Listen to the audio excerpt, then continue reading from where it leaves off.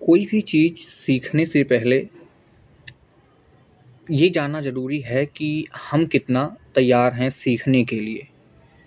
आज तक मैंने अपने अनुभव में जो भी देखा कि सीखने के लिए हमें एक गुरु चाहिए, जो कि ऑनलाइन बहुत ही अच्छा हो चुका है अब तो।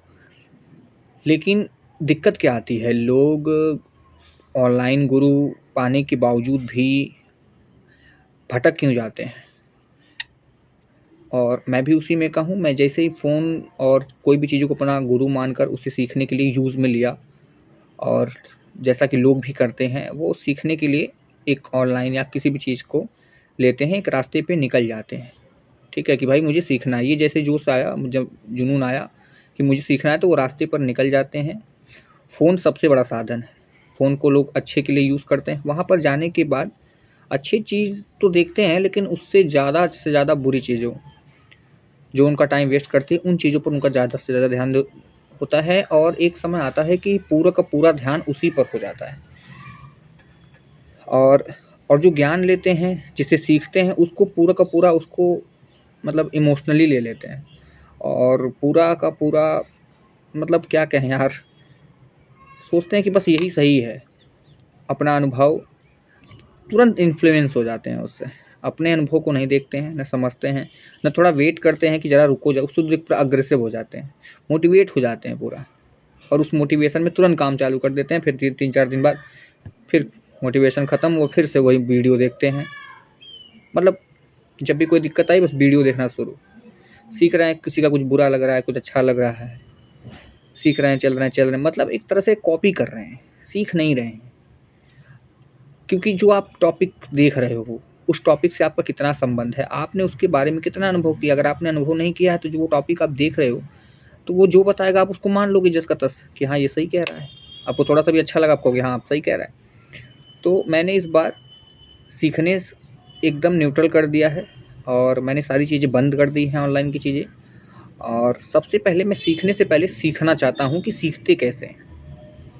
गुरु को बनाने से पहले मेरा टॉपिक यही है कि गुरु से बनाने से पहले क्या करना चाहिए। तो गुरु को बनाने से पहले ये देखो कि मैं कितना क्षमता वाला हूँ, कितना एफ़र्ट वाला हूँ, मेरे अंदर क्या कमियाँ हैं, मेरे अंदर क्या ताकत है, और किन-किन चीज़ों में मैं भटकता हूँ, किन-किन चीज़ों में मैं कैसे किस परिस्थिति में मेरा क्या बर्ताव होता है, पहले वो समझो।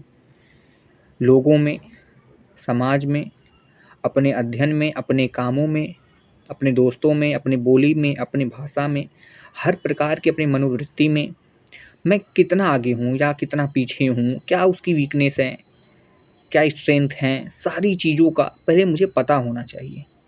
ये सब पता होने के बाद ये देखना चाहिए कि गुरु जब मिलेगा या जब मैं सीखूँगा, तो क्या मैं तटस्थ रहूँगा? क्या मैं उसे देखने के बाद ये कह पाऊँगा कि हाँ, ये बातें सही हैं या गलत हैं, अभी रुको, अभी मैं इसका मूल्यांकन करूँगा। मैं वहाँ पे टाइम दूँगा, तुरंत उस बात को ज्यों का त्यों नहीं मान लूँगा। इस तरह से शायद सीखने का तरीका मैंने एक स्टार्ट किया है खुद के लिए। और इस बार उन सभी चीज़ों को, लेकिन एक बात और आता है कि भैया अब इस सारी चीज़ों को हम जानेंगे कैसे कि क्या हमारा पावर है, हमारा क्षमता कितना है, कि हमारा एफ़र्ट कितना है। हमें पता नहीं है कि हम अपना एफ़र्ट पूरा देते नहीं किसी काम में, हमें पता नहीं चलता हमारा एफ़र्ट कितना है ना? हम 50% अगर अपने उद्देश्य के बारे में काम करते हैं, तो 50 से 60 से परसेंट ज़्यादा से ज़्यादा हम बाहरी चीज़ों में करते हैं, और सेल्फ़ अनुशासन नहीं हो पाता। हिंदी या इंग्लिश से मतलब जो खुद से अनुशासन है वो नहीं बन पाता। अनुशासन 2 प्रकार के, मानसिक अनुशासन, एक शारीरिक अनुशासन। शारीरिक अनुशासन ये है कि एक बार दौड़ने लग गए तो चलो भाई राउंड पूरा करके ही हटूँगा, लेकिन मानसिक अनुशासन में अगर आप एक बार पलक झपकाए तो नींद आ सकती है, पूरा का पूरा फ्लो टूट सकता है। तो लोग कहते हैं कि अनुशासन ज़रूरी है, लेकिन अनुशासन शारीरिक में तो बहुत ज़रूरी है, पर मानसिक अनुशासन क्या है, इसे कैसे देखेंगे आप, है ना? तो इसे तो आप तभी आँकेंगे जब आप अपना काम करने बैठेंगे और देखेंगे वो ब्रेक हो जा रहा है, डेविएट हो जा रहा है। कहाँ मन लग रहा है? मन लग रहा है नीचे में, बात करने में, लोगों के साथ घूमने में, खाने में, पीने में। थोड़ा बहुत रिग्रेट ना हो रात को 4 घंटा पढ़ लिया, तो आप क्या बनोगे? हम मनुष्य का जो शरीर है, जो दिमाग है, वो वही बन जाता है जो वो सोचता है। दिन भर जैसा बर्ताव करता है, जैसा चीज़ देखता है, उसका संस्कार उसको पड़ेगा।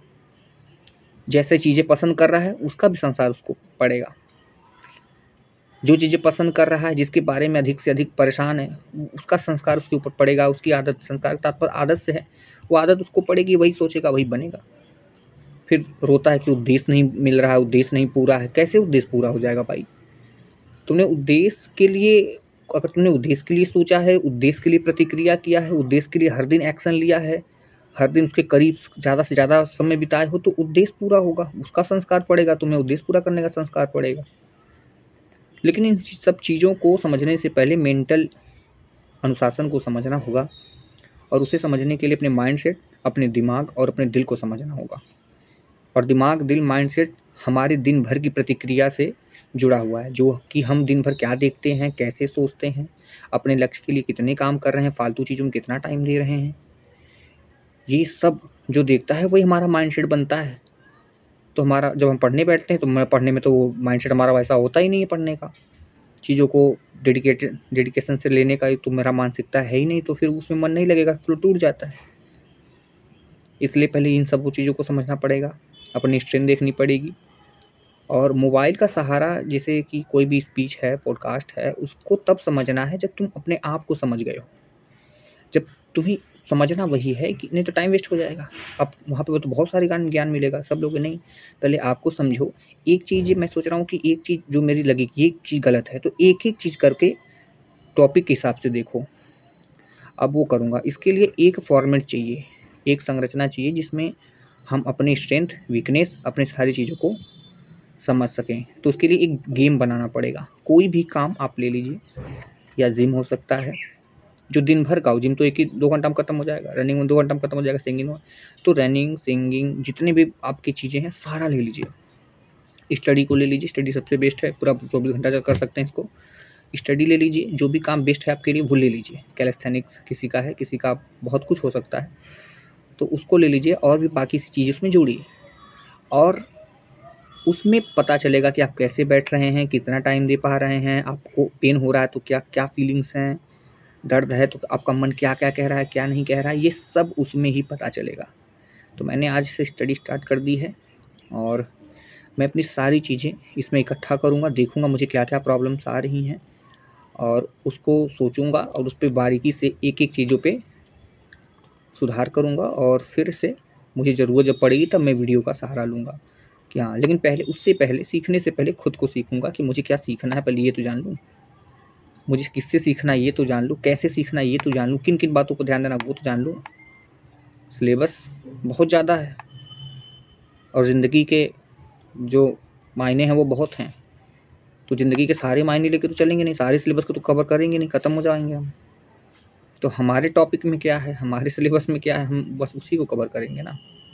बाकी चीज़ें तो टाइम पास हो जाएगी हमारे लिए।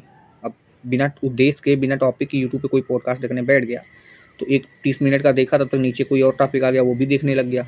लो भैया 1 घंटा, तब तक रील्स स्क्रॉल हो गया, तब तक उधर, तब तक उधर, तब तक फँसते ही चले गए। तो ये नहीं करना है। अपनी वीकनेस क्या है, उसे पहचान कर तब हमें कोई टॉपिक ढूँढना है और उसे पढ़ना है। तो आज से मेरा पहला दिन स्टार्ट होता है, और मैं इसी तरह सारी चीज़ें सीखता हूँ, और नेचुरल रहने की कोशिश करता हूँ। परेशान हुआ तो बैठो शांत से, देखता हूँ, नहीं कि गाना सुन लूँ, रील्स स्क्रॉल कर लूँ, दोस्त नहीं।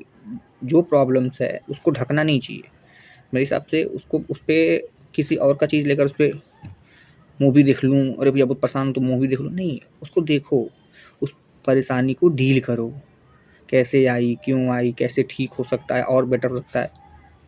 न किसी गैजेट का यूज़ करो, दिमाग है ना आपके पास, न किसी भी, कोई भी कंटेंट बनाने के लिए पहले खुद का दिमाग इस्तेमाल करो। जब हद पार हो जाए कि यार हो ही नहीं सकता, मेरे बस की नहीं है, तो भले थोड़ा बहुत इस हिंट आप ले सकते हो एआई का, सॉफ्टवेयर का, मोबाइल का, लेकिन पहले दिमाग ईश्वर ने दिया है, इसको पहले यूज़ करना ही बेस्ट रहेगा। ओके, तो स्टार्ट करते हैं। Thank you.